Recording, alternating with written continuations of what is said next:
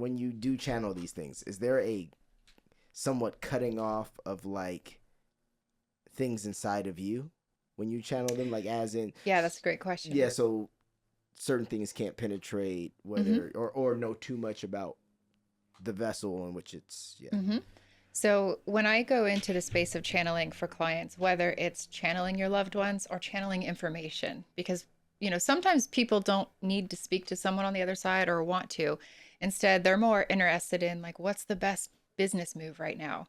Mm. And so I can see how energy formulates around you in accordance to what reality potential we're talking about.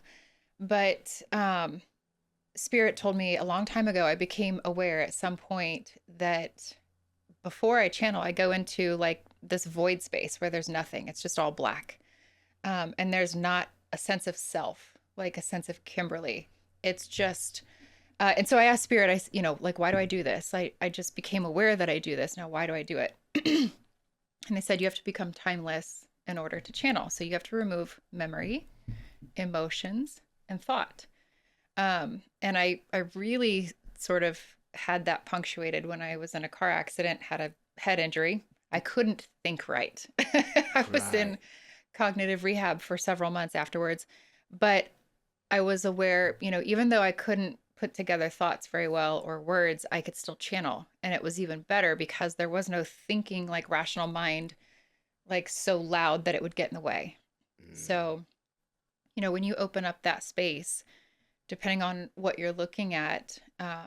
For me, this is why, nowadays I could open up and be like, sure, whoever you want to talk to and allow spirit to come through, but you're going to attract a lot of ancestors, loved ones, and so on. And the process can be diluted.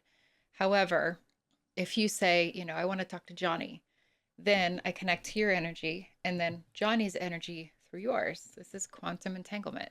Like, just like you were saying,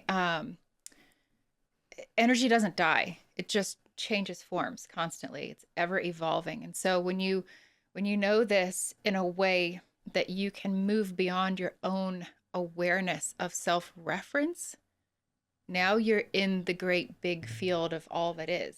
And now it's just a playground of like, awesome, let's connect and let's see what's there. And so Right. sometimes like the thing that Anthony was just referring to, you don't even realize that sometimes you'll just kind of go into that numb state of mind, like when you're in the shower, when you're washing dishes or whatever, and you're much more in a place of expanded awareness. And that's when I'll see people, Right. Because there's less, yeah, there's less It's like noise. very Sixth Sense-ish. Yes, Anthony. I was gonna say this is actually the plot of Insidious. This is exactly how they got into the void. It was then they had to go into a dark, empty space, and then I'm just like, oh fuck. but what's interesting is like, when I especially when I do Good. sessions Yes. with people who have lost loved ones, if they've lost loved ones in horrible, awful, tragic ways, like they'll show me that sometimes. They'll show me those details if they want to. It's up to them. Um, they're still not attached to how they died. Oftentimes they don't want to be defined by it. Like when you think of me, not how I died. Right. But they'll still show some of the craziest shit you could think of to validate their presence. Uh-huh. And then I'll let them speak freely, of course. But as an evidential medium, that's required by me. For them to come through and talk through me, they have to provide evidence. Just, Right. whatever they want to share. Wow, that's crazy. I never thought about that. The fact that like how you die, if it is something extremely like, yeah, you might not even want to be associated really with that. Yeah. Is there people that get lost? Like they're not settled with the way that they died? Like, is there people that kind of are stuck in between wanting to still be alive and their tragic, like, there's people still clinging on? Yeah, I mean, I would say from what I've experienced in doing this for about 12 years, I don't know that I could say that they get stuck. I don't think energy can get stuck.